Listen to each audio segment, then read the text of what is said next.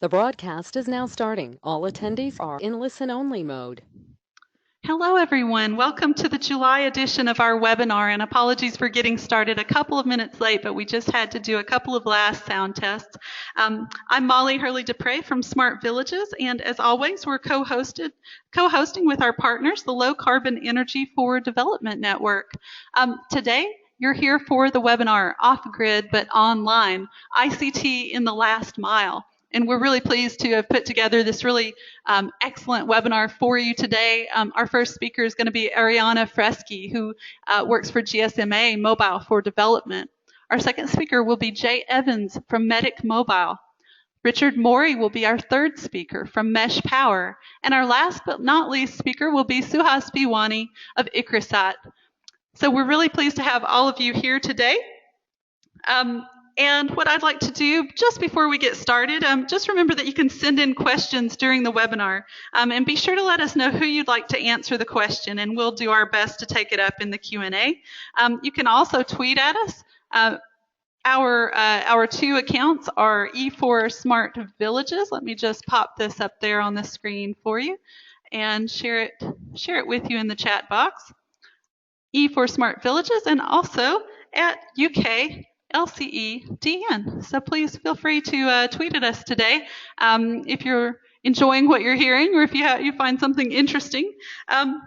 And before we go to our first speaker, I'm going to do a couple of really quick polls here. I know you guys have already been waiting, and I want to go ahead and launch into the webinar, but we're going to do a couple of very, very quick polls here.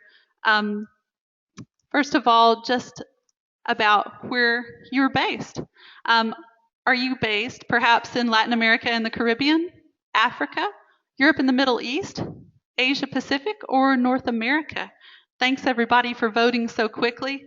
I'm going to go ahead and close that poll and go ahead and share with you the results. Okay, fantastic. Thanks everybody. So I'm going to share that with you now. Okay, brilliant. So you can see, yeah, we've got about a quarter of our audience in Africa, 39% in Europe and the Middle East, 13% in Asia and the Pacific. Thanks a lot for dialing in. I know it's the evening for you. And North America, good morning to you, 21%. Wonderful. So, and I'm going to do one more quick poll very quickly here. Let me just launch that one as well. And thanks again for responding quickly. So we'll get to our first presenter today. So what's your professional background? Perhaps you're a policymaker. Are you an entrepreneur working in the private sector, academic, NGO, nonprofit, or other? Thanks again for voting so quickly. And let me go ahead and share those results with you. So I'm going to close the poll now. Fantastic. Okay, and just share those results with you. Okay, great. So we've got a few policymakers on the line. Great. Welcome, guys. 33% coming from the private sector, 20% from academia, 35% from NGOs, and 8% in our other category. Okay, wonderful. Thanks, everybody, for voting. So what I'm going to do now is launch actually into our first presenter.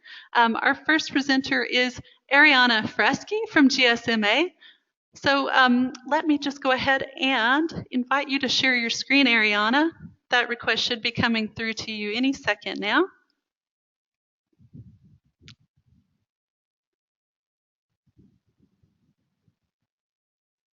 And let me just remind the audience, just while we're waiting to get that on full screen, please send in your questions during the course of the webinar and let us know who that question is for, and hopefully we'll take up some of those in the Q&A at the end after all of the presenters have spoken. Okay, Arianna, great. And I think you're still on mute. Could you just come off of mute and we will get started. Hi, Arianna. Okay, great. Hi, and thank you to Molly for inviting me to speak. Can you see my slides, Molly? Yeah, absolutely. Absolutely. Okay, for some reason, though, on the screen, I am still seeing your GoToWebinar panel, so you might want to just move that down or minimize it.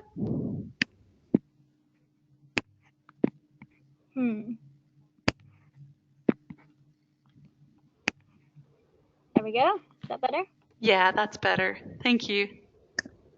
Okay, great. So today I'm going to address the rapid expansion of mobile connectivity in emerging markets, and how at GSMA we see this changing the development landscape and unlocking some new and exciting delivery models in a variety of sectors, but particularly for off-grid energy access.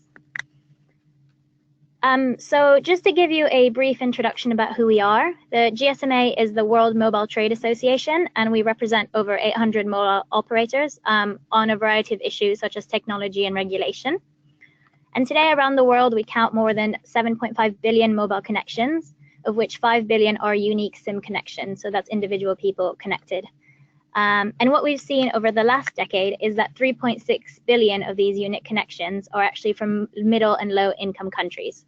So the Mobile for Development program was created to investigate how mobile technology could become a tool for development, and how to build collaboration between the mobile operators and the broader development community. So we work in a number of different sectors: health, agriculture, energy, mobile money. But for the purpose of this presentation today, I'm going to put a specific spotlight on our work on energy access, and how mobile connectivity is really catalyzing innovation in the off-grid energy space. So for us, energy is really the key underlying factor in social economic development. It's crucial for improved livelihoods, productivity, well-being, health, and much more. And yet, as we know, 1.2 billion people in the world still lack access to energy, and they resort to unsafe and carbon-intensive energy sources such as kerosene and diesel generators. And despite large international efforts to reach SDG 7, the expansion of the main energy grid has been very slow, averaging at about 1 to 2% expansion every year in Africa for the last decade. But in contrast to this, in the same markets, we've seen enormous growth of GSM mobile networks at an impressive rate at about 11% growth every year last year in rural locations. So the slow expansion of the energy grid on one hand, coupled with rapid adoption of mobile energy on the other hand, means that we're seeing a growing gap between those who have access to mobile and access to energy. So an estimated 772 million people who are lacking energy are actually covered by mobile networks.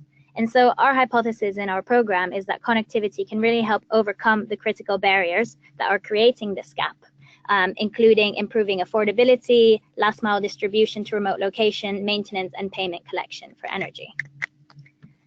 So based on this hypothesis, we've recently launched our Mobile for Energy Access campaign, which is aimed at driving cooperation between the mobile industry and the energy ecosystem. And so how this works for us is really by focusing on these 5 pathways or channels through which connectivity can help drive energy access. So the first of these is mobile payments for us. So as many of you might know, mobile money has made impressive progress in emerging markets in terms of moving away from the inefficiencies of cash-based systems. Mobile money is available in 85% of markets where there's less than 1/5 of the population who has access to formal financial institutions. And so we're seeing these new flexible financing schemes for energy projects that are really driving energy adoption. And I'll speak to one of these shortly. The next is machine-to-machine connectivity. We've seen impressive developments in the use of IoT for off-grid energy solutions. So this is connected sensors for smart metering technology that allow energy providers to monitor and remotely control energy products. The next is really leveraging the sales, distribution, and branding networks of mobile operators who have reach into deeply disconnected and rural locations in a lot of emerging markets. We also look at mobile infrastructure and how green telecom towers can supply energy to surrounding community via microgrids and act as the anchor for these microgrids. And lastly, at more traditional mobile services, so apps, SMS, USSD, and voice, which can be used to report on energy system, provide customer support information, and much more.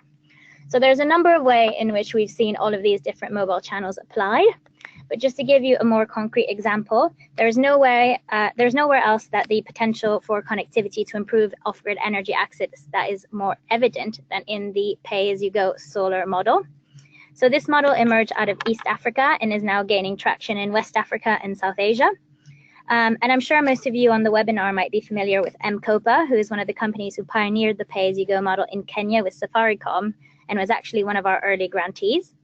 But alongside MCOPA, a large number of other companies have now achieved scale with these pay-as-you-go models. And currently we see about 40,000 solar home systems installed every month. And predictions show that by 2020, we'll reach about 7 million units sold following current growth trends. So what does the pay-as-you-go model do? It leverages mobile channels to address some of the key challenges to energy access that we mentioned before. So the first of this is affordability.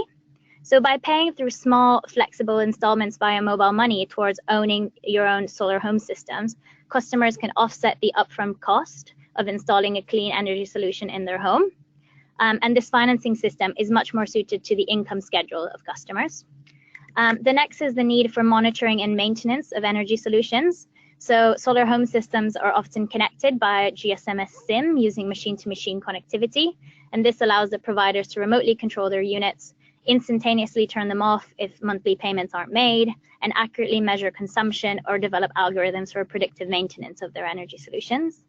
And then the last is the last mile distribution. So leveraging the wide reach of mobile operators and their agents, companies have been able to bring their products out into remote locations. So just to give you a concrete example of an organization who has been working on this, Phoenix International was one of our early grantees. They received a grant in 2013 to scale their pay-as-you-go solution in Uganda. And they partnered with MTN to create flexible lease-to-own payment schemes that could be paid daily, weekly, or monthly. On the left-hand side here, you can see a diagram of exactly how this system worked. So today, ReadyPay has reached great scale. So this was one of the learnings for us that really demonstrated that there is a strong demand and possibility for scale for this mobile-enabled energy solution. Today, they've reached about 700,000 households with clean energy. And initially, their demand kind of exceeded expectations and led to a short stock outage. And they're now expanding into West Africa and Cote d'Ivoire and Senegal. But the other important thing that this grant demonstrated to us is that there are strong benefits for mobile operators in becoming involved in energy services. So Phoenix created a use case for customers to use mobile money and train their customers to do so. So it really helped drive active adoption of mobile money into new market segments for MTN. And Phoenix quickly became the third largest bill payer by transaction volume. So this really helps us make a case as the GSMA as to why mobile operators should leverage their assets for the energy sector.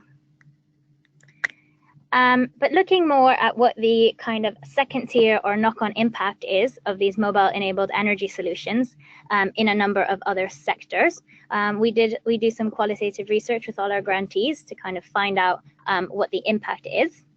And one of the things that has come up several times is health.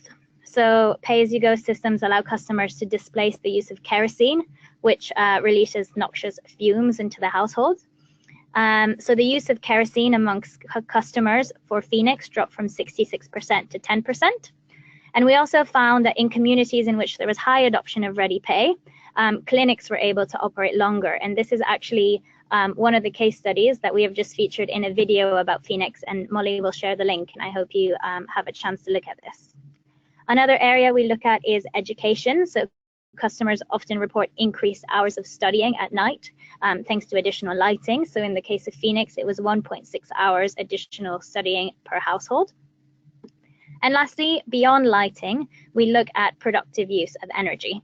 So solar home systems have sufficient capacity to support income generations for families. And actually 50% of entrepreneurs in sub-Saharan Africa said that the lack of reliable electricity was a major constraint on their business. So solar pay-as-you-go systems can actually support these entrepreneurial activities. Some examples are mobile charging stations and powering local businesses to be open for longer working hours or to take on additional activities. And then the last thing we look at is growth. So mobile-enabled energy services have the ultimate aim of creating growth as customers can graduate from smaller energy products like solar lamps into higher levels of energy consumption. So having repaid their first small asset, customers gain access to larger solar home systems and additional products like TVs, fans, as well as more kind of business-oriented products. So we have companies who are now looking into different applications. For example, for agriculture, a grantee called Sun Culture is now looking at pay-as-you-go solar irrigation systems, and we have a whole kind of another branch of activity happening over here. UNCDF is currently conducting some interesting research on this concept of an energy ladder, as you can see in the diagram. So we encourage you to look at that as well. So kind of customers, through their positive repayment rates of their solar home system, kind of gain access to a range of financial services as well. So a lot of them gain access to school fee loans or health insurance.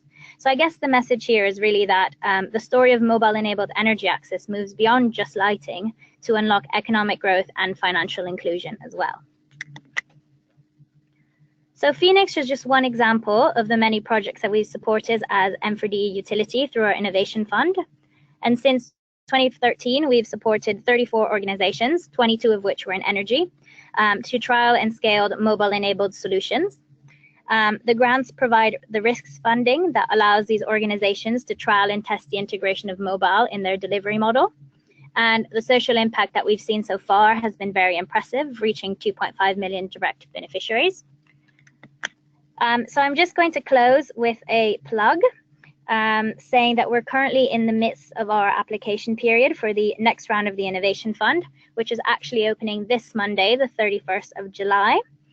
We offer seed grants to organizations who are looking to trial the integration of mobile connectivity in their delivery model, or market validation grant for organizations looking to scale or to move into new markets.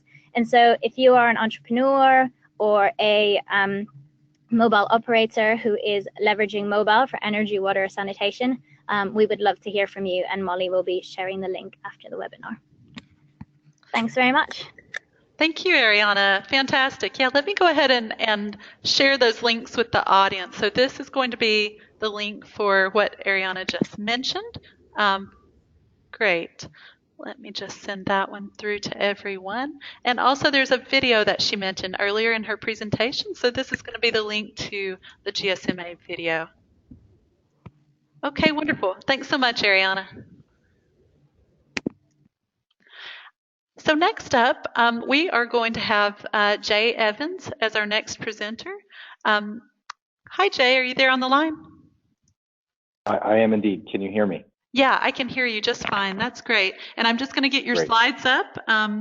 So wonderful. Thank you. Just one moment.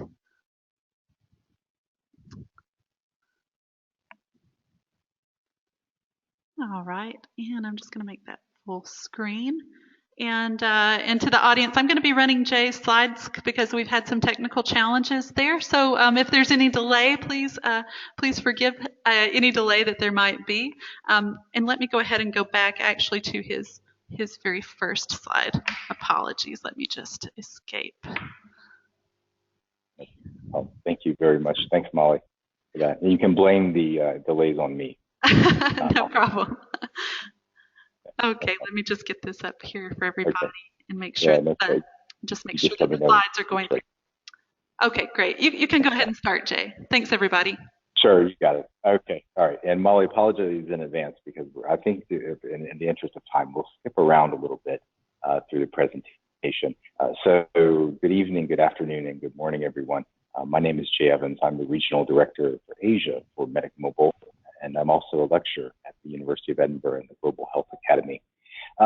Today, I just want to take a few minutes of your time to talk about the opportunities and challenges to enhance village-level healthcare in South and Southeast Asia, primarily through ICT and energy access.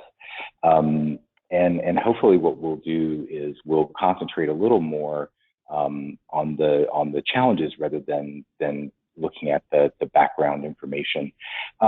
Let's just a brief overview first of Medic Mobile. Some of you may have heard about us, but many of you probably are unfamiliar with our work. Medic Mobile is a non-profit tech company. We're based out of San Francisco. We have two regional offices, one in Nairobi and the other is in Kathmandu, Nepal. And we currently work in 23 countries. Our partners, which are over 60 now across the world, include UNICEF and mostly ministries of health that we work with directly. And yet currently our tools also are serving over 12,500 frontline health workers, and they're delivering care for over 1 million families. I think let's skip through a couple of slides, because I think Arianna covered a lot of the information with regards to the expansion of the of cell towers around the world, and the availability of GSM signals, and kind of highlighted some of the challenges with that. So Molly, I'm going to just, if you would indulge me, let's get to the slide that starts with, however, the path to scale and impact involves much more than just technology. Okay, I'm going to that one. Yep. I'll let you know when I get there. Okay, I'm there. Okay, no problem. Yeah, you're there. Cool. Fantastic. Okay. So really getting into the meat of the conversation is that, you know, we're having operated now since 2009 and scaling actively right now across 3 countries. We've realized one important truth, and that is technology is just one small piece of the puzzle. And the path to scale involves tackling lots and lots and lots of problems. And if we go to the next slide, where we look at those kind of scale buckets, there's 9 of them. Of course, there's all kinds of subcategories and relationships between each of these 9, but just to simplify things, these are kind of the 9 buckets that we've highlighted today. And a special thanks to David Hagan, who also helped to develop this slide. You know, in our conversation today, I think let's focus on you know, infrastructure, human resources, financial sustainability, and also impact, since we're kind of short on time. But you'll notice in this slide that really, you know, technology plays such a small part in the ability to scale these solutions. The ability to scale depends on so many other pieces and players in the marketplace, that tackling these requires really a community of cooperation. So Molly, if we go to the next slide, we'll look at infrastructure. And I think Arianna has already said this very nicely. Some of the challenges we currently face with infrastructure are basically that the electrical grid hasn't been able to keep pace with access to cell signals. So what we're seeing now is communities with a cell signal, but with no ability to keep their phones charged in many cases. You know, obviously there are solutions that are being piloted right now to address some of these issues, but in terms of national scale in countries like Nepal and other locations throughout Asia and in Africa, access to a reliable electrical grid remains a big challenge. Also, even if access to electricity is in place, the choice of right hardware is critical. I'll give a very brief example of that. You can certainly deploy an Android phone now in almost any community throughout Southeast Asia.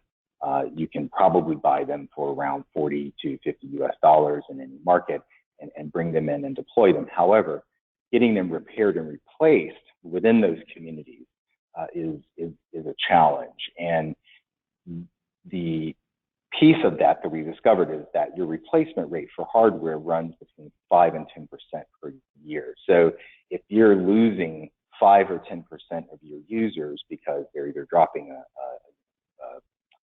high-end Android phone, or they're dropping a phone that can't be repaired, you're suddenly going to get less and less and less user attention for your deployment, you know, as you go forward, and then you start to see users fall off after 6 to 12 months. We've also known from infrastructure, as has already been stated, that the success of eHealth deployments are highly dependent on energy access. You absolutely cannot deploy and sustain that deployment without access to reliable energy in that community. So if we go to the next slide, please, Molly. Excellent. So while the community health workers that we serve might own cell phones, they may not be aware of all the extended features of those phones. Once again, a brief example of what this challenge is. Early on in Nepal, we began using simple feature phones. These are old school kind of Nokia phones, if you'll recall those, that kind of had the green and black screens, and you could kind of SMS and text with them, and they had a couple of other features. But what we found is that many of the community health workers in the village development communities in Nepal own these types of cell phones, but they didn't understand the full functionality of them.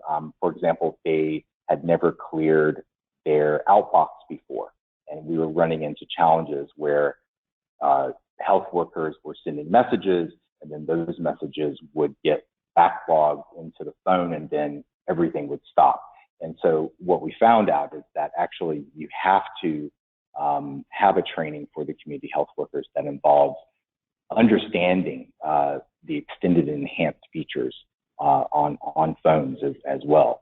Also, the adequate training, refresher trainings are needed. A simple one-time 2-day or 3-day training isn't enough.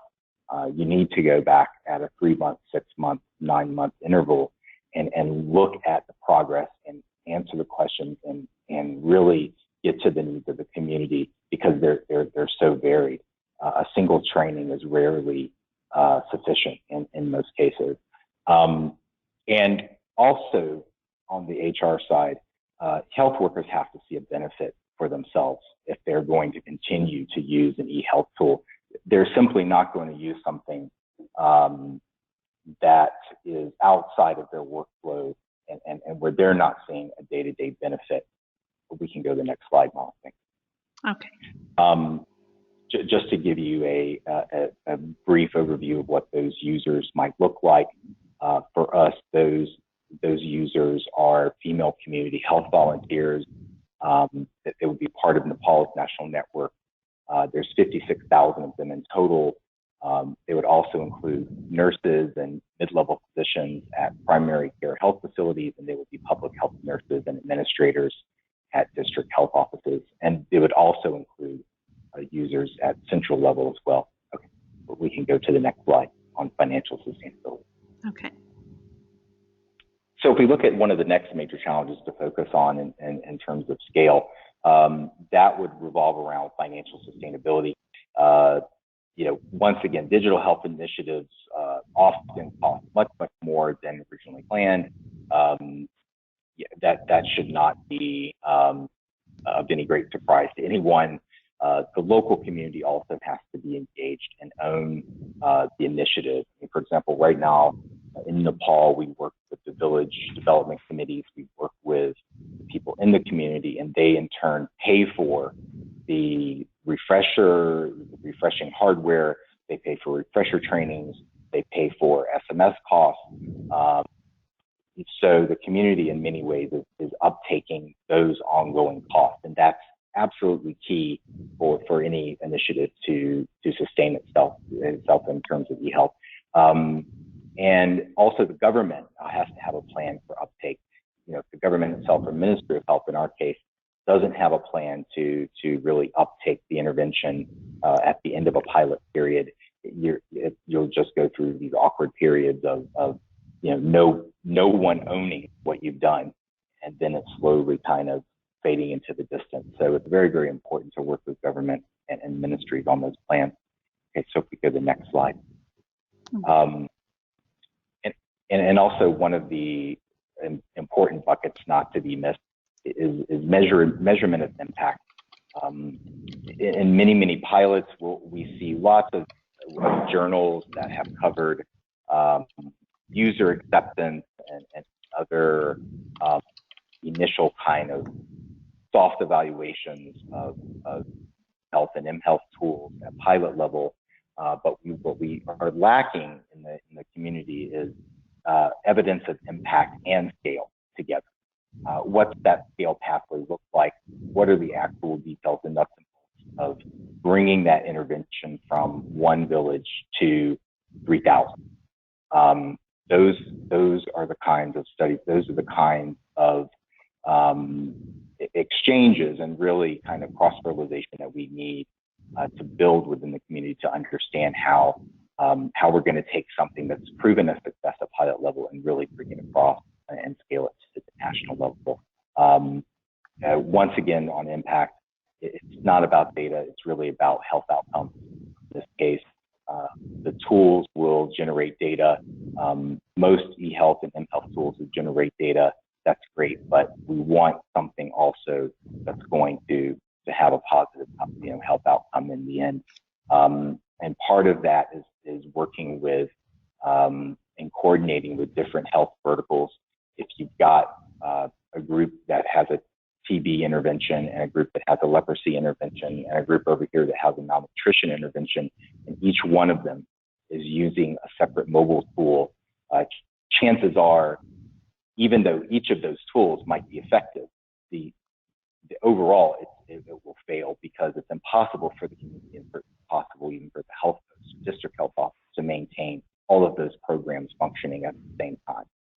So among ourselves, we have to get a lot better at coordinating among the various health verticals that we work in. So if we can go to the next slide. Jay, I think we'll need to wrap up after this, if that's okay. Sure, absolutely. Yeah, absolutely. So we need another app. Really what we need is better coordination. We need to build an evidence base and advocacy for digital health practices. And if we can go to the very last slide where it says, just before question and discussions on working together, what we'd like to really send out is a call to action to build an evidence base together with interested parties, also to begin to implement digital principles and best practices among all of us that are working in the eHealth and mHealth space, to scale what we know works and develop protocols around scale. Also to integrate pathways to care for non-communicable diseases that are a growing burden in the developing world, and also to encourage collaboration between ministries of health and ministries of energy, because once again, there's no eHealth or mHealth intervention that's going to sustain itself in rural communities without an effective access to energy. So thank you very much. Thank you so much, Jay. That was really excellent, and I hope those questions keep rolling in. I'm showing your next slide about questions and discussions and your thank you. And so everybody, you can reach out to Jay at the information below if you have more detailed questions for him, or if you want to, as he was saying at the end, collaborate and see how we can not only look at data but also at health outcomes and scale. Thanks so much, Jay. So now I'm going to change to our next presenter. Our next presenter is Richard Mori from Mesh Power. Hi, Richard. Are you there on the line? Hey, Molly. Can you hear me? Yeah, I can hear you perfectly. So I've just sent through the request to share your screen, and yeah, we're excited to hear about smart metering next. So we're just going to switch gears from health over to smart metering. And Richard, I'll let you take it away. We see it full screen. Thank you. Okay, perfect. Thanks. Cool. Thanks so much, Molly. So yeah, I'm Richard Mori, and we are Mesh Power Rwanda, and we are a vertically integrated rural electrification company. And I'm just going to give a brief overview of kind of what we do and go into a bit more detail on some of the aspects of our business model, which are enabled through mobile technologies. So I'm sure this is a picture and certainly a number that you're familiar with. I mean, you heard the number earlier in Arianna's presentation, but over 1 billion people currently lack access to electricity. Now, Mesh Power actually grew out of a desire to spread internet access in the developing world, but a prerequisite to solid internet access is energy access. Now, we've seen the ways in which the mobile revolution has disrupted Africa in some really great ways, with the majority of people now having phones, but most people don't have smartphones. And if you're gonna get onto the internet using a smartphone, just think about the cost involved. An average phone charge in Rwanda costs about 12 cents if you go to the local market. And if you're doing that once a week for your dumb phone, then that's okay. But if you're doing that every day for your smartphone, then the costs quickly rack up. You're spending over $3.50 a month just to charge your phone. And if you look at current energy expenditure, that's basically equal, if not more, than what most people spend on energy to light their home and even for cooking. So in 2014, we moved into Rwanda to actually connect customers to our electricity product. Currently, which is a smart microgrid. And currently we have 75 grids and we serve over 2,200 households. So to give a quick overview of our products, it is a smart interconnected solar DC microgrid. And so when we go into a village, we identify a central household where we place the solar panels on the roof and the batteries and the central hub on the inside, and we wire up the house, as you can see in the picture on the right. And these lines transmit the power, and they also transmit some data, and I'll go into that in more detail. And it's the central hub which is connected to the internet. So currently we only work in places where we are able to get an internet signal. And this is because our business model operates on connecting as many people as possible. So in the average village, we connect the majority of people that can be connected. And to actually make this viable, it's all about spreading your operational costs over as many connections as possible and keeping them low. And mobile communications are vital to actually achieving this. So I'm going to talk about two ways really in which mobile communications enable our business model. And I'm going to talk about it firstly from the customer perspective, and secondly from our perspective as a business trying to operate in some of the most difficult conditions. First of all, how mobile affects the customer experience. Now, as we've heard in the first presentation, mobile money is actually a crucial part of enabling these business models. We started off using paper vouchers, and that is incredibly difficult to make work.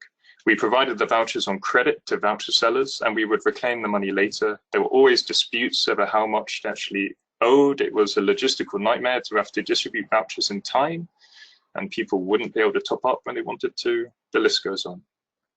So last year, we made the full transition to mobile payments, and we support both of the main mobile payment operators in Rwanda. And all our customers top up their accounts using their mobile, or they ask one of our agents to top it up using their mobile. And then every day, we take a fixed amount, the subscription fee, from their account. This is a very seamless way of doing it. One of the downsides is mobile money penetration is certainly not even close to 100%. It's nowhere near there. So we've had to actually help build out the capacity for mobile money vendors.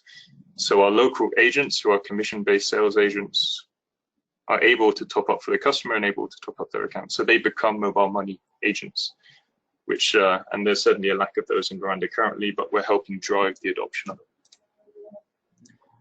Another way in which we use mobile technology is actually in automated text reminders. So anytime we have to visit a site with our central technicians or sales agents, or anytime we have to phone them up is actually quite time consuming and not very scalable. So we try and automate as many things as possible. One of that is text reminders. So people get reminders on offers, on when to top up, on their running low, etc. The final part is really the customer call center, of course. So we connect everyone we connect. We need a contact number for them. Occasionally, people won't have a mobile, but we'll get the mobile phone of the neighbor or their friend. And so we have a call center staffed 7 days a week where they can always phone up, inquire about any problems, report any issues, change their plan, etc. So how mobile helps the company. I realize I haven't spoken about what the customer actually has. So what it is a smart appliance. This is not an AC grid. This is not a socket in the wall into which you can plug in. We provide them a smart appliance which can cater to the basic and essential needs of the customer. So it has 3 high power, high efficiency LED outputs, 2 USB outputs, and a programmable voltage DC output for powering things like TVs, tablets, whatever. Now, some of the features of this is that it's fully software controllable. So everything about it really can be programmed in certain software and set remotely. And I'll go into a bit more detail on that in a second.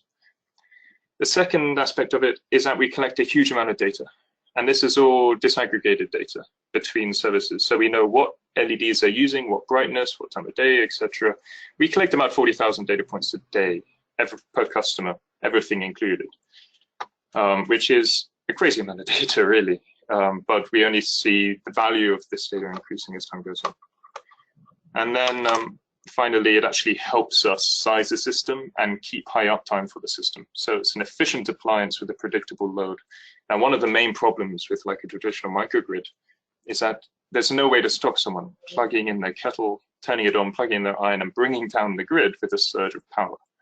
Now, with our smart units, we're actually able to monitor and sort of control the power consumption, which means it's much easier to size, it's much easier to control the energy flow in the system and ensure a high degree of uptime. So I mentioned briefly before that we transmit data over the power line. So I'll go into a tiny bit more detail. Essentially, we turn our whole grid into a local network. So only the central hub is connected to the internet. And it is to this hub that we communicate. We send and receive account information, billing information, everything like this. And then all the customer appliances are connected to distribution lines. And because the data is transmitted over the same cable as the power, you can actually connect multiple people to each line, which helps reduce costs drastically. But currently we support up to about 10 people per distribution line, which considering that distribution lines are one of the major cost components of a microgrid, is a massive cost saving. So the next point is about what do we actually do with the data that we receive? I mentioned that we have about 40,000 data points per customer per day, and it's all synchronized with our server. What can we actually do with it? Well, the first thing is that it provides us with hugely rich diagnostic data. Like I mentioned before, we want to limit how often we have to go into the field. Some of these are several hours away from the capital city. So any trip to these sites is very costly. So what we want to do is not just originally make it as reliable as possible intrinsically, but also make it very easy to monitor and kind of diagnose problems and fix problems remotely. And here you can see a couple of graphs. On the left, you can see a typical graph, a recent day of usage for one of our customers. You can see this person has 2 of the LED outputs enabled. They're on one of the lower cost plans, so they only have 2 LEDs, not 3. And you can see the different levels of brightness that they have enabled and when they were using it. And on the right here, you can see some of the more general system graphs showing the charging of the batteries and the discharging of the batteries in the evening, and the voltage of the battery bus. And the other thing is over-the-air updates. So this enables us to change the behavior of the system significantly with just a push of a software update. And this brings me onto my next point, which is ability to iterate business model rapidly. This is a very, very difficult market to operate in, both from a logistics point of view, in terms of revenue point of view. You're dealing with some of the poorest people in the world in hard to reach areas. And there is no real like established business model for operating in these conditions for a company of our type. And so what our system enables us is to test out different business models with just a flick of a switch. Over time, we've changed how we've metered, we've changed the brightness of the lights, and we've changed the cost. And we've settled on, a pretty effective price point and service quality. But that took a couple of years to arrive at. And because everything is controllable in software and everything is remotely administrable, it enables us to do these experiments, these tests. It enables us to adapt over time in a way that would be impossible with a simpler system, which would be impossible without this internet connectivity and without the ability to control the software. So yeah, currently we just provide power. We provide LED lights, USB lights, USB appliances and TVs, etc. But going forward, we'll also be moving into information and internet access, which, like I mentioned, was always our goal from the start. But I'm not going to go into that here, but hopefully we can talk again in the future about what we're doing. Thank you. Thanks a lot, Richard. That's a really great presentation, and I know that we've got a few questions for you already, so we will come back to you in the Q&A. Thank you. So next up is Suhas P. Wani. Hi, Suhas. Are you there on the line? Hi, Suhas. Yes, I am there. Wonderful. Let me just send you a request to share your screen. Yeah.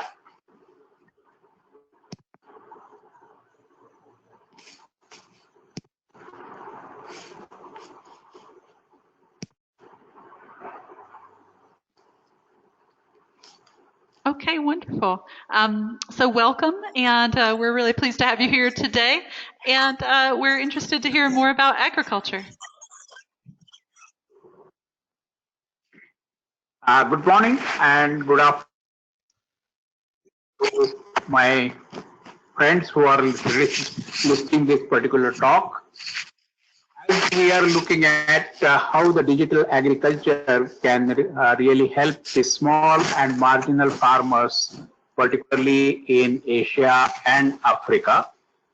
And as all of us are well aware that the largest challenge what the small farm holders are facing is basically the scarcity of water, land degradation, and above that we have the climate change, which is bringing in more uncertainty, resulting into the food crisis, energy crisis, and so on and so forth.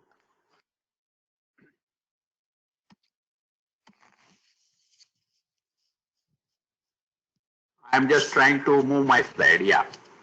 As you are well aware, the poorest of the poor people live in the drylands, and most of the drylands are spread across the Asia and Sub-Saharan Africa, and I will not get into the detailed statistics of that.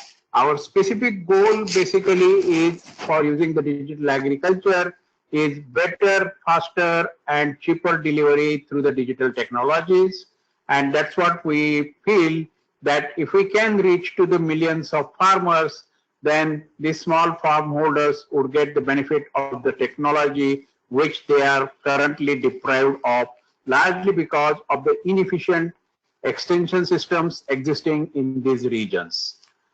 So in this case, basically the number of tools which we are using, basically the cloud-based business intelligence tools are now used to accelerate the delivery of farmer preferred technologies. And our challenges are how do we value the farm data? What is the literacy to support the knowledge what we are talking of exchanging with the farmers and the decisions at the farm level? Personal identification information, big data governance, reliable and affordable connectivity in rural areas, and lack of high quality GIS data, as well as the spatial data, and the most important is the capacity building as such for the different stakeholders.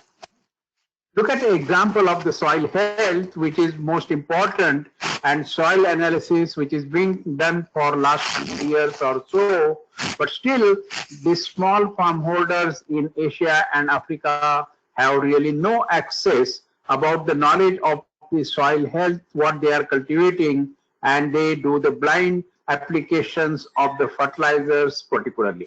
So in this case, if we can undertake the soil mapping and prepare the soil maps in a digital format, share with the people, with different stakeholders like farmers, extension agents, the nutrient suppliers, and the policymakers, then that can make a big difference to the farmers' farm productivity. But the challenge is basically in a country like even India alone, there are 137 million farmers which are spread across 0.6 million villages. And the challenge is how the extension can be reaching to this particular number of people and the families in the rural areas of 0.6 million villages. So basically what one has to really look at, the technology like mobile phone as well as the smartphones how they can help us to transmit the digital information or the knowledge what we are bringing it into a simple language in their local language which they can understand, and then share that information with them. So in this case, basically, we started this initiative of mapping one complete province of the country, that was the state of Karnataka. Adopting the stratified sampling, we did about 100,000 soil samples, excuse me, analyzed, and then all the information was shared with the farmers through the normal means of wall writing, soil health card, as well as the digital information through the internet for the policymakers, for the dealers, as well as the soil health atlas. And as a result, basically, we could bring in the change in the way the farmers could manage this sort of information by using the farmers who have functional literacy. Using the tablets, they were able to share the knowledge with the farmers that what sort of soils the farmers in the village are having, what is the required nutrient, what are the levels they need to apply, and by that way they were able to minimize the application of the fertilizers or the nutrients which are not required, and they were applying the fertilizers like the micronutrients and the secondary nutrients like zinc, boron, and sulfur, rather than using only the nitrogen and phosphorus as such. And this resulted basically through a application what we developed, which called Freschi Sagar, which is basically a tablet-based application, which helps the farmers not only to get the information, but also through the farm facilitator, they can send the queries to the scientists, and scientists basically clarify those doubts. We have also worked on a mobile phone, because everyone will not have the tablet with the interpreter with them. So in this case, what we have adopted is the approach of developing the advisories and sending it through the internet, the phone calls or the phone messages to the number of farmers in different villages. And in this case, basically, we are using this system now even for sending the advisories to the number of farmers in different states along with the Microsoft as such. Another way we use the digital agriculture is basically farmer-to-farmer video, and this is in cooperation with the Digital Green, in which we make the short videos of 4 to 5 minutes. The farm facilitators themselves shoot the videos. The professional people edit that and make it available to the farm facilitators. And then by using the Pico projectors, which are battery operated, the farmers are shown the technologies by their peer members, what they have done and how they have achieved the productivity enhancement in that. As well as it also helps us to get the farmers' feedback, basically that what are the shortfalls and what are their difficulties in adopting that particular technology, so that way we get the feedback to look at that one. Now our main aim is basically how we can upgrade the delivery systems, and that's where we are using the ICT for innovative extension system, because as we know, at least in India, only 17 to 18% of the farmers are getting the extension support from the extension agencies established by the government, and in different countries the figures may be still far lower than this particular thing. In such a case, basically we need to ensure that the Agromet advisories as well as the soil health information, availability of inputs, the market prices, all are shared with the farmers, so that farmers can get the benefit of the input supply as well as the output sale through the internet, as well as through the appropriate services what they are available. Other scientific information like soil health and the land use cover the water availability, occurrence of droughts. Using the satellite imageries, this information can also be shared with the farmers in the more simple manner, which they can look at that sort of thing. So we have used basically the green phablets, in which we use also for the data exchange, as well as also for the voice calls, and basically also the online, offline. When they get the connectivity, they are able to upload the data to the server so that the centralized data is available. I was indicating at the beginning that along with the Microsoft, by using the historical weather data sets as well as the actual data and the predictions for the next 7 days, we are able to get the water input.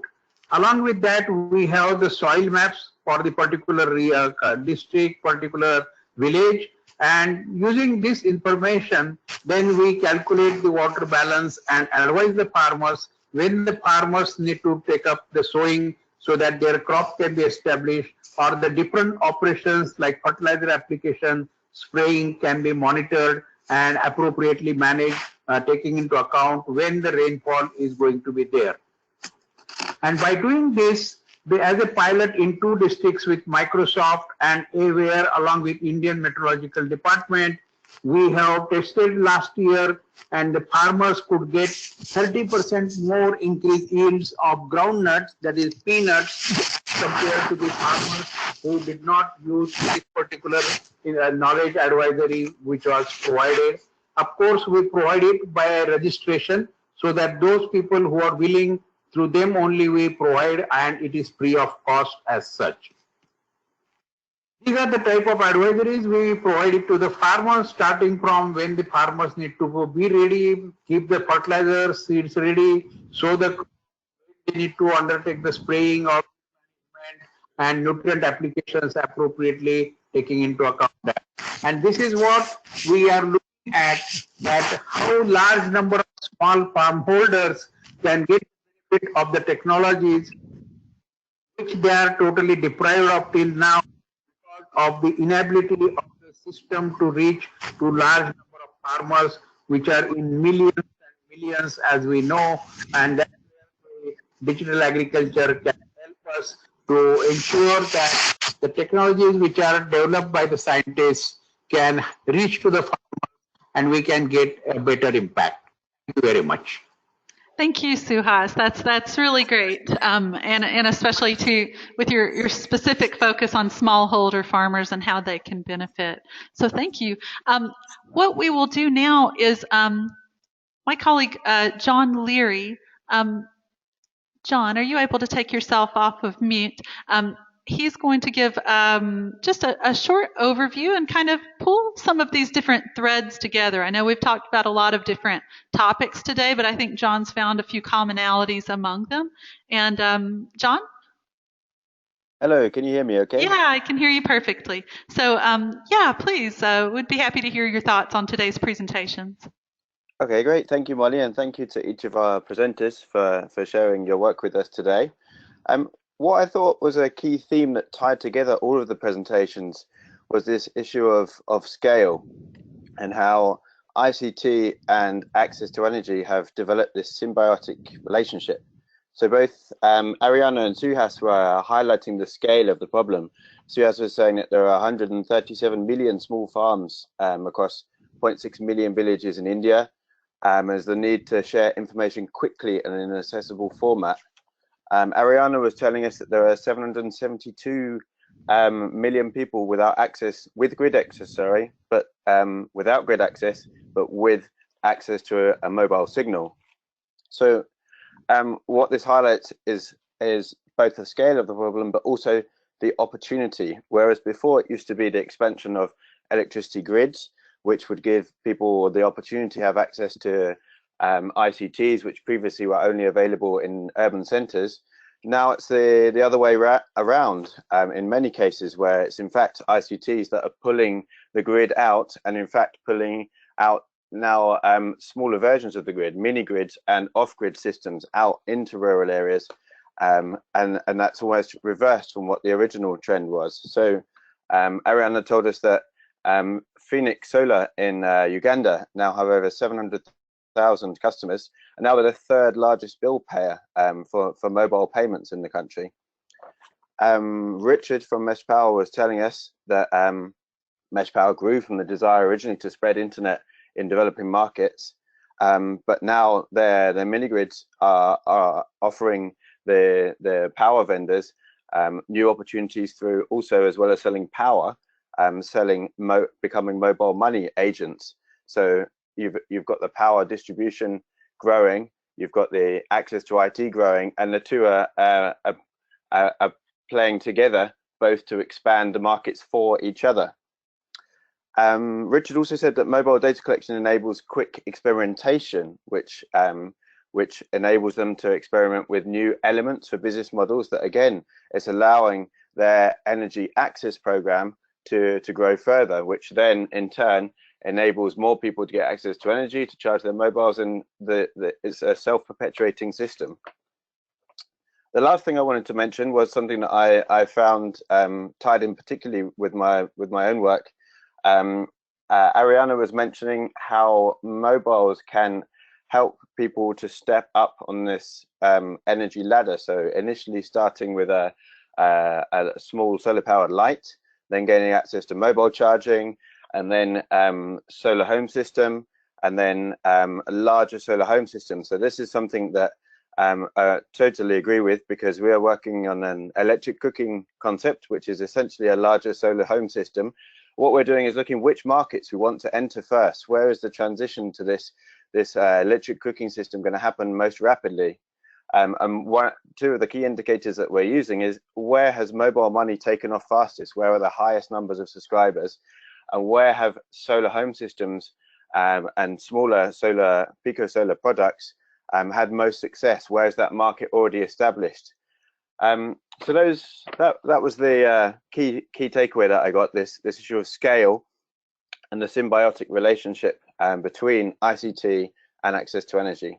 So I hope that was useful. Thank you to all of your presenters once again, and I look forward to hearing the questions from the audience. Thanks so much, John. Thanks for pulling that together. I know it's not an easy task with such a variety of topics, but yeah, you're very right. There is this symbiotic relationship between mobile technology and ICT and energy, and especially off-grid energy in this case. So what I'd like to do is go back to Arianna, our first presenter. Hi, Arianna. Are you there on the line? Hi Molly. Hi, yeah. So I just wanted to come back to you. I mean, I think on this point about this symbiotic relationship, I think this is really critical. And in terms of the two kind of working together, I want to return, and I think I'm going to return to this point in most of the questions with the presenters, to this question of impact, I think, which everybody's brought up in one way or another. How do you think these two technologies are going to have the greatest impact together? What are you all seeing? Because I know you work on so many different areas of a mobile for development. What types of development impacts are you seeing where people both have access to electricity and also have access to mobile technologies? Yeah, so it's interesting that you touch upon this symbiotic relationship, because in a way, mobile and energy kind of drive each other. So the more people have access to electricity, the more they're charging their phones, the more they're using their phones. And on the other hand, the more people have access to mobile, they're accessing these new solutions and new ways to gain access to energy. And so the two together for us really comes down to this concept of the energy ladder that I mentioned briefly, and then was in the summary right now. So for us, it's really about moving from lighting, so access to light, which is the first step on the energy ladder, to productive uses of power. And so where we see it having the most impact is in economic development. So whether this is in agriculture, so everything to do with kind of solar irrigation pumps or solar water pumps, or even larger agricultural products, or whether it's more on the commercial side, with entrepreneurs being able to launch businesses based on energy. We see the convergence of the two really driving kind of economic development.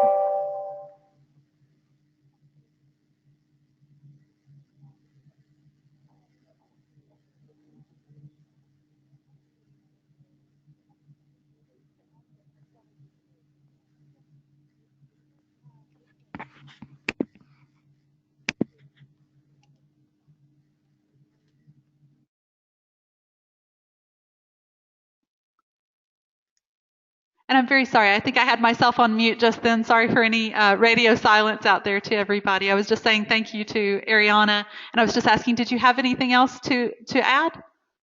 Or no, I was just asking if that was the answer you were looking for. Oh, perfect, perfect. I'm sorry. I think my sound dropped out for a second. Yeah, that's perfect. Thank you so much. Okay, so going to our next presenter, Jay Evans. Hi, Jay. Are you there on the line? I am. Okay, great. I mean, I think returning to this question of impact, you did have several questions, but I also know that I've looked at your presentation myself, and I know that you had a couple of pilots and examples that you might have wanted to talk about, and maybe we didn't have the full time to go into them.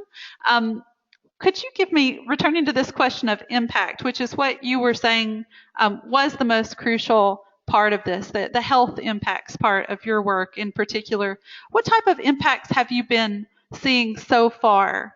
And what are you guys thinking about in terms of scaling those up? Sure. Yeah. No. Thanks for that. I think one of the early successes that we've seen from very simple interventions in antenatal care is really using just simple reminders, mobile reminders. We find that mothers are much more likely to complete their 4 visits, their 4 A&C visits. Also, we found in our first pilot district in Aglung, with a piece of research, an evaluation that we did with the National Health Research Council in Nepal, that they're 60% more likely also to give birth in a facility using an eHealth antenatal care reminder system versus kind of the standard the standard kind of paper system. So we do have those measured health impacts from early on and early successes. And as we kind of scale the intervention through Nepal and also in other countries, we continue to monitor those same impacts and see the same results, particularly around antenatal care and immunization is another one as well, where we see coverage certainly increase once reminders and referrals are in place via mobile. So we're very encouraged by really simple mobile tools that can achieve very high impact. But I think, as your other panelists also brought forward, combining all of that with access to a reliable, to reliable energy is key to the sustainability of the program. If in these cases, as we expand across Nepal to all 3,000, almost 200 villages, in Nepal and then throughout other areas of the world, those communities have to have access to energy in order to keep using any system, not just ours, but any system that the Ministry of Health puts forward. Thanks so much for that, Jay. Thank you. So going to our next presenter, Richard. Hi, are you there on the line? Yep, I'm here. Okay, great. So we have a question here, and I thought this was a good one. I thought this was very interesting.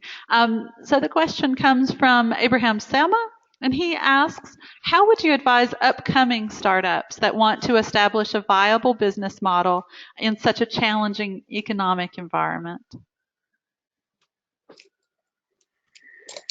Yeah, that's a tough one.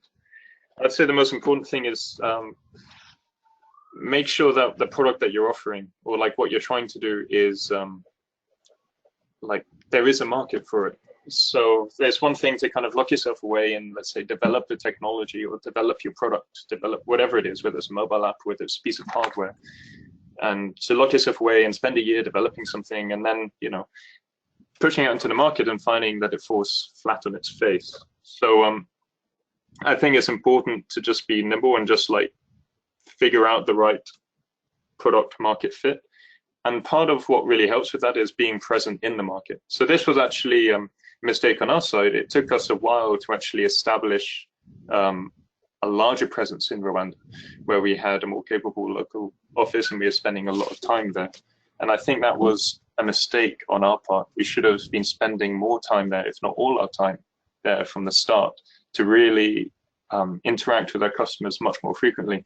It's one thing to have, you know, a cool technical solution and all this data at your fingertips, but you still need to be present there, and you still need to be kind of seeing it with your own eyes in a way, certainly, and that helps at the early stage more than anything.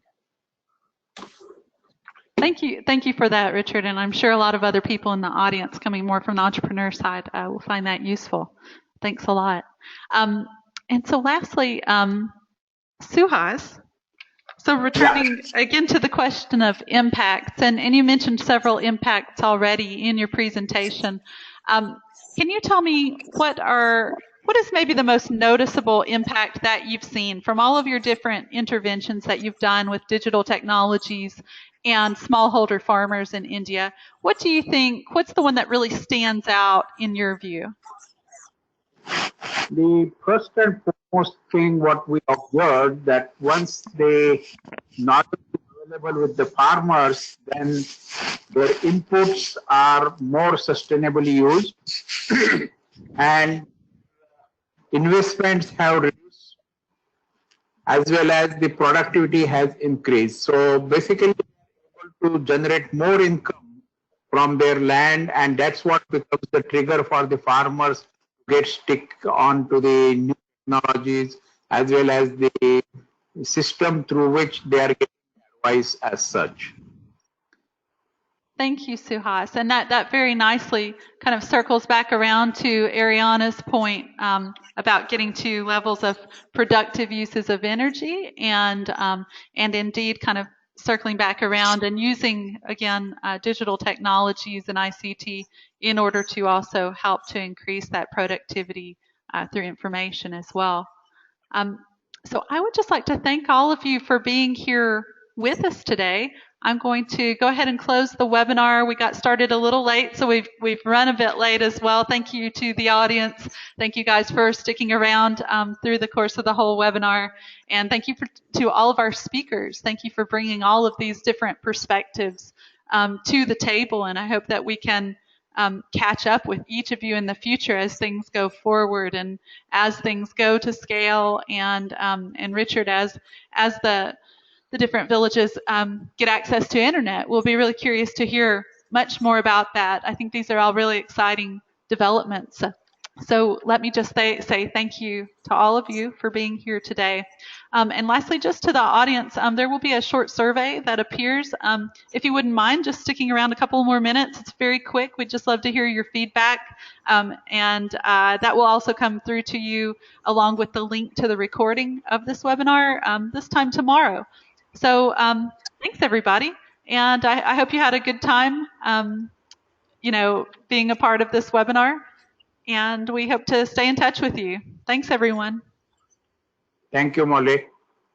Thank you, Molly. Thank you, Molly. Thank you. Thank you. Bye, everyone. See you next month. Bye. Yeah. See you.